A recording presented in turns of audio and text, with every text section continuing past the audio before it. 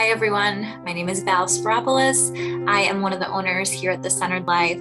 I wanted to take a little bit of time to share with you about a topic that's really important and we spend a lot of time educating our clients, our community about. It is about some of the limits that our insurance companies can place on us when we're looking for mental health services. The first one I want to share with you all is it really limits us prioritizing the right things when looking for a therapist. If we set out to only look for a therapist that's in network with our insurance, we're really discounting some important factors that allow us to really move forward in the best way in therapy.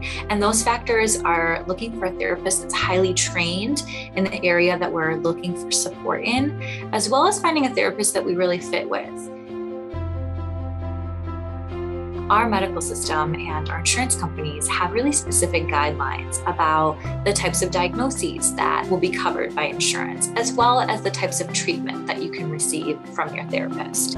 We really value being allowed to incorporate alternative and holistic treatments to be able to support our clients. A lot of times those kinds of treatments are not covered by insurance companies.